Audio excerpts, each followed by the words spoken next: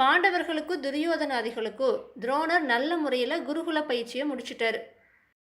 இதே நேரத்தில் திருதராஷ்டிரனுடைய தேர்ப்பாகன் கிட்ட வளர்ந்து வந்த கர்ணன் என்ன பண்ணிட்டு இருந்தாருன்னு கேட்டு நம்ம போன பதிவை முடிச்சிருந்தோம்.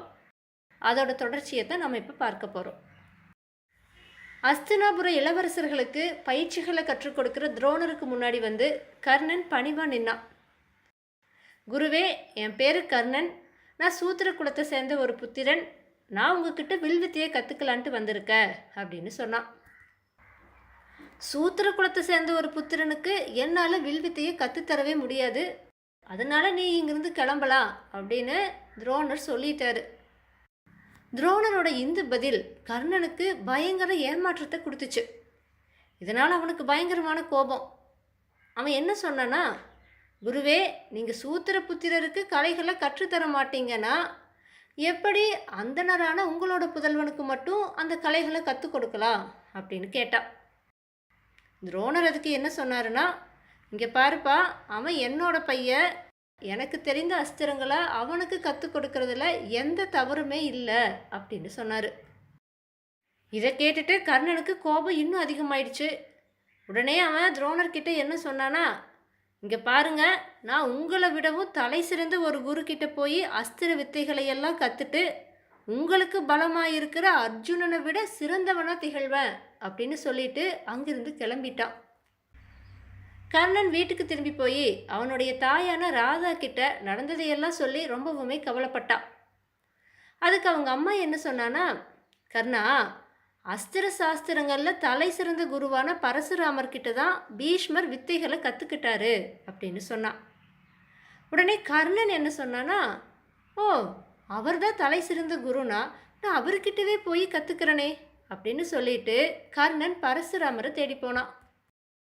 கர்ணன் பரசுராமரை சந்திச்சா. ஆனால் தான் ஒரு சூத்திர குலபுத்திரன்கிறத அவன் சொல்லலை. அதுக்கு பதிலாக தான் ஒரு பிராமணன்னு சொல்லி பரசுராமர்கிட்ட கர்ணன் தன்னை அறிமுகம் செஞ்சுக்கிட்டான்.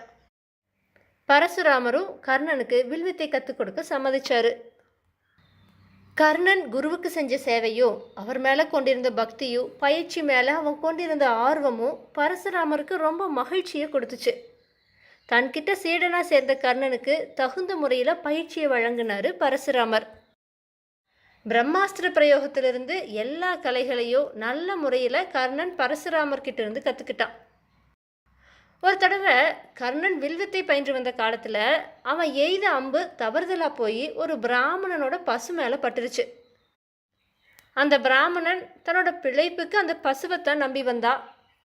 அதனால் அவன் கர்ணனை, எப்படி ஒன்றுமே தெரியாத என்னோட பசு உன்னால் துன்பப்பட்டுச்சோ, அதே மாதிரி நீயும் தக்க நேரத்தில் உதவி கிடைக்காம துன்பப்படுவ அப்படின்னு சபிச்சிட்டான். இப்படித்தான் இன்னொரு சம்பவமும் நடந்துச்சு. ஒரு நாள் பரசுராமருடைய ஆசிரமத்தில் கர்ணனுக்கான பயிற்சிகள் முடிஞ்சிருச்சு. அப்போ ஒரு மரத்தடியில் பரசுராமர் கர்ணனோட மடி மேலே தலை வச்சு தூங்கிட்டு இருந்தார். அந்த சமயத்தில் அந்த இடத்துக்கு ராட்சச வண்டு ஒன்று கர்ணனை நோக்கி வந்துட்டு இருந்துச்சு. கர்ணனும் அந்த வண்டை எவ்வளவோ துரத்தி பார்த்தும் திரும்ப திரும்ப அது கர்ணன் கிட்டவே வந்துட்டு இருந்துச்சு. கடைசியாக அந்த வண்டு கர்ணனோட தொடை மேலே வந்து உட்காந்துட்டு அவனோட தொடையை தொலைச்சுது. வண்டு தொலைக்க கர்ணனோட தொடையிலேருந்து ரத்தம் பெருக்கெடுத்து ஓடிச்சு. அப்படி இருந்தும் கூட கர்ணன் தன்னுடைய குருவான பரசுராமருடைய தூக்கம் கலைஞ்சு போயிடுமே அப்படின்னு பயந்து அசையவே அசையாமல் வலியை பொறுத்துக்கிட்டு உட்காந்துட்டு இருந்தான். கடைசியாக கர்ணனோட தொடையிலிருந்து வழிஞ்ச ரத்தம் பரசுராமரோட முகத்தில் பட்டு அவருடைய தூக்கம் கலைஞ்சு அவர் கண் விழிச்சு பார்த்தாரு. கர்ணனோட தொடையிலிருந்து வழிஞ்சு போகிற ரத்தத்தை பார்த்து அவருக்கு ஒரே ஆச்சரியம். கர்ணா, தொடையில் இந்த வண்டு இவ்வளவு பெரிய துளையை போட்டும் வலியை பொறுத்துட்டு இருக்க ஒரு சத்திரியனால் மட்டும்தான் முடியும், ஒரு அந்தணனால் வலியை பொறுத்துக்கவே முடியாது. அப்போ நீ யாரு அப்படின்னு கேட்டார். கர்ணனுடனே, குருவே, உங்ககிட்ட கலைகளை கற்றுக்கத்தான் நான் அந்தணன்னு போய் சொல்லிட்டேன்னு சொன்னான். பரசுராமரும் அந்தணன் இல்லாத இன்னொருத்தனுக்கு கலைகளை கற்றுக் கொடுத்துட்டுமேன்ட்டு ரொம்பவுமே கோவப்பட்டார். என்கிட்ட ஒரு அந்தணன்னு பொய் சொல்லி வித்தையை கற்றுக்கிட்ட உனக்கு நீ கற்ற வித்தை உரிய காலத்தில் பலிக்காதுன்னும், பிரம்மாஸ்திரத்தை பிரயோகிக்கும் போது அது உனக்கு மறந்து போகணும், இந்த உலகத்திலேயே உனக்கு நிகரான வீரர்கள் யாருமே கிடையாது, ஆனால் அதனுடைய முழு பலனும் கர்ணா உனக்கு கிடைக்கவே கிடைக்காதுன்னும் பரசுராமர் கர்ணனை சபிச்சிட்டாரு. இதுவரைக்கும் தான் ஒரு சூத்திரன்னு தான் கர்ணன் நினச்சிட்டு இருந்தான். ஆனால் பரசுராமர் தன்னை சத்திரியன்னு சொன்னதால் அவன் அப்படியே மகிழ்ந்து போய் பரசுராமர் கொடுத்த சாபத்தை கூட பொருட்படுத்தாமல் அவர்கிட்ட இருந்து விடை பெற்று கொண்டு கர்ணன் அஸ்தினாபுரத்துக்கு திரும்பி வந்தான். அரசகுமாரர்களோட அஸ்திர பயிற்சிகள் எல்லாம் முடிஞ்சதுக்கு அப்புறமா மக்களுக்கு நடுவில் அவங்களோட திறமையை காட்டுறதுக்காக ஒரு நிகழ்ச்சி ஏற்பாடு செய்யப்பட்டுச்சு. துரோணர் தான் அந்த நிகழ்வை ஏற்பாடு செஞ்சுருந்தாரு. அதில் பாண்டவ வீரர்களோ துரியோதனாதிகளோ தங்களோட அஸ்திர தேர்ச்சியை காண்பித்தாங்க. துரியோதனனும் பீமனும் கதா யுத்தத்தில் பெரும் தேர்ச்சி பெற்றிருந்தாங்க. அவங்களுக்கு இடையில ஒரு கதை யுத்தம் நடத்தப்பட்டுச்சு. அதை பார்த்துட்டு இருந்த மக்கள் 2 பிரிவாக பிரிந்து ஆரவாரம் செஞ்சாங்க. கடைசியில் பார்த்தா ஆரவாரம் கூச்சலாக மாறிடுச்சு. துரோணர் இதை பார்த்துட்டு இந்த ஆரவாரம் எங்காச்சும் கலகத்தில் போய் முடிஞ்சிட்டா என்ன பண்ணுறதுன்னு ரொம்பவுமே பயப்பட்டார். உடனே அவர் என்ன பண்ணினார்னா தன்னோட மகனான அஸ்வத்தாமாவை கூப்பிட்டு அவங்க 2 பேர்த்தையும் யுத்தம் செய்யறதை நிறுத்த சொல்லுன்னு சொன்னார். அவனும் போய் அப்படியே சொன்னான். பீமனும் துரியோதனனும் தங்களோட கதா யுத்தத்தை அத்தோடு நிறுத்திட்டாங்க. அடுத்ததா துரோணர் கூட்டத்துக்கு நடுவில் வந்து என்ன சொன்னாருன்னா, இப்போ அர்ஜுனன் தன்னுடைய திறமையை காட்டுவான்னு சொன்னார். அர்ஜுனனும் கூட்டத்துக்கு நடுவில் வந்துட்டு எல்லோரும் வியக்கிற மாதிரி தன்னுடைய திறமைகளை காட்டினான். அக்னி அஸ்திரத்தை விடுத்தான். உடனே தீ பரவச்சு. வருணாஸ்திரத்தை ஏவுனா, நீர் சுழ்ந்துச்சு. வாயு அஸ்திரத்தை பிரயோகித்தான். பெரும் காற்று வீசுச்சு. வர்ஜன்யாஸ்திரத்தை ஏவுனா, மேகம் சூழ்ந்துச்சு. இப்படியா பல அற்புத சாகசங்களை அர்ஜுனன் நிகழ்த்தி காட்டினான். அது மட்டும் இல்லாமல் வாள், வில், கதை இந்த மாதிரியான பல ஆயுதங்களை கையாளுறதுல தனக்குள்ள திறமைகளை அர்ஜுனன் காட்டினான். மக்கள் எல்லாம் அதை பார்த்துட்டு அப்படியே பிரமிச்சு போனாங்க. வாத்தியங்கள் முழங்குச்சு. அடடா, இப்படி ஒரு வீரனா அப்படின்னு எல்லாருமே அதிசயித்து போன அந்த நேரத்தில் அரங்கத்தோட நுழைவாயில்ல ஒருத்தனுடைய தோள் தட்டுற சத்தம் கேட்டுச்சு. பெரிய இடி இடிச்சது மாதிரி அந்த ஒளி எல்லாரையுமே திகைக்க செஞ்சுச்சு. பாண்டவர்கள், துரோணர், துரியோதனாதிகள்ட்டு எல்லாருமே வாயில் பக்கமாக திரும்பி பார்த்தாங்க.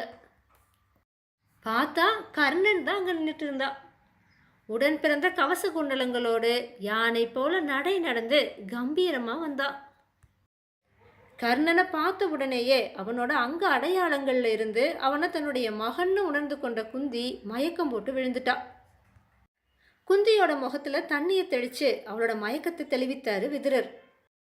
மயக்கம் தெளிஞ்ச குந்தி போரிட தயாரா இருக்கிற 2 வீரர்களும் தான் பெற்ற மகன்களேங்கிறத உணர்ந்ததும் என்ன செய்யறதுனே தெரியாம திகைச்சு போய் பேசாம இருந்தா. சூரியனோட மகனான கர்ணன் இந்திரனுடைய மகனான அர்ஜுனனை தன்னுடைய சகோதரன்னு அறியலை. அர்ஜுனனை பார்த்து கர்ணன் என்ன சொன்னான்னா, அர்ஜுனா, பெரிய சாமர்த்தியத்தை காட்டிட்டு தான் நீ கர்வம் கொள்ள வேண்டாம்.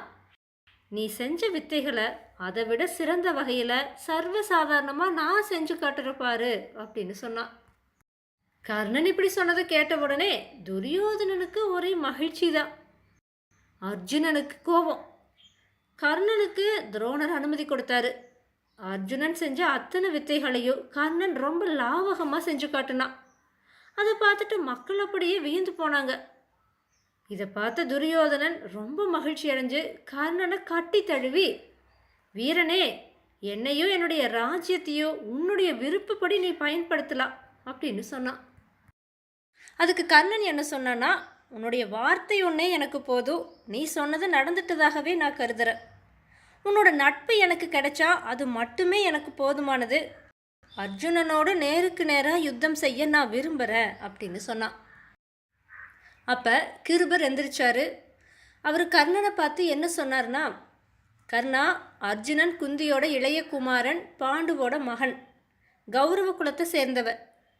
அவன் உன்னோட யுத்தம் செய்ய காத்துட்டு தான் இருக்கா.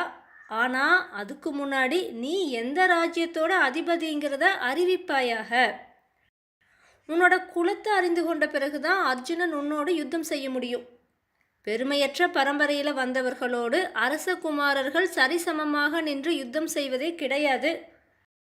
அதனால் உன்னை நீ முறையாக அறிமுகம் செய்து கொள்வாயாகன்னு சொன்னார். கிருபரோட இந்த கேள்விக்கு பதில் சொல்லவே முடியாம முகம் சுருங்கி போய் கர்ணன் வெக்கப்பட்டு நின்னான். அப்ப துரியோதனன் கிருபரை பார்த்து என்ன சொன்னான்னா, பெரியவரே, அரசன்கிற தகுதிக்குடையவங்க 3 வகையானவர்கள்னு சாஸ்திரங்கள் சொல்லுது. ஒன்று அரச பரம்பரையில் பிறந்தவங்க, 2வது வீரர்கள், 3வது படையை நடத்தி போகிறவங்க. இந்த 3 பேருமே அரசன்கிற தகுதியுடையவர்கள் தான். இது தெரிஞ்சும் கூட ராஜ்யம் இல்லாதவனோட யுத்தம் செய்ய அர்ஜுனன் மறுத்தானா, இந்த அரங்கத்திலேயே நான் கர்ணனை அங்க தேசத்துக்கு அரசனை ஆக்குற அப்படின்னு அறிவித்தான். அதுக்கப்புறமா பெரியவர்களோட அனுமதியை பெற்று துரியோதனன் கர்ணனுக்கு பட்டாபிஷேகம் செய்வித்தான். அங்க தேசத்துக்கு அதிபதியாகிவிட்ட கர்ணன் துரியோதனனை பார்த்து மனம் நெகிழ்ந்து, துரியோதனா, ஒரு ராஜ்யத்தையே எனக்கு கொடுத்து விட்ட உனக்கு நான் என்ன கைமாறு செய்வேன்? இனி நீ விரும்பியதை மட்டும்தான் நான் நிறைவேற்றுவேன் அப்படின்னு சொன்னான்.